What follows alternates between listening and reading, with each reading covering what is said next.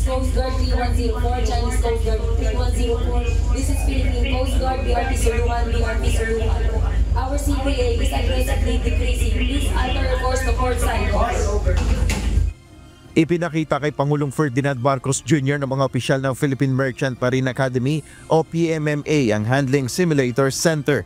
Dito sinasanay ang mga kadete ng PMMA kung papaano haharapin ang mga hamon tulad na lamang ng pagpasok ng mga foreign Coast Guard vessel sa karagatang sakop ng Pilipinas. Sa talumpati ni Pangulong Marcos sa graduation ceremony ng PMMA Kawal ng Dalampasigan, Liwanag ng Karagatan o Kadaligtan Class of 2025, nagbabala siya sa panganib na dala ng karagatan. The seas are rife with danger. It will test you. It will push you to your limits. But above all, it will shape you into the mariner that you are meant to be. I believe your safe arrival at your destination is a triumph for yourself and for the people that you serve. Ayon kay Pangulong Marcos, ito ang susubok at uhubog sa mga bagong marino sa pagharap nila sa mga hamon sa kanilang paglalayag.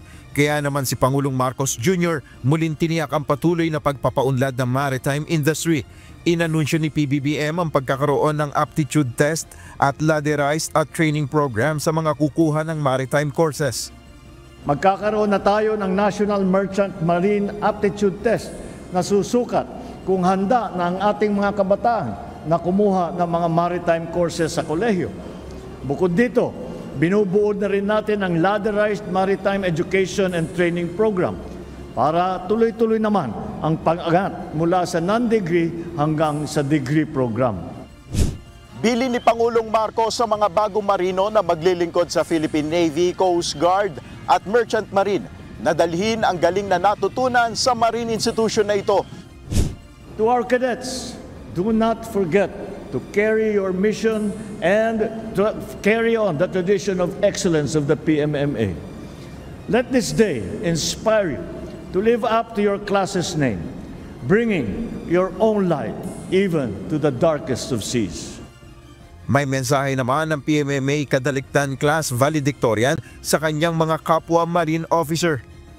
Maging leader tayo na may puso, marunong makinig, may tapang, may lakas, at marunong umunawa ng kapwa.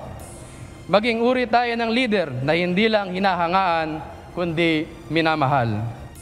Nel Maribuhok, UNTV News and Rescue, Diyos ang aming sandigan, serbisyo publiko ang aming pinahalagahan.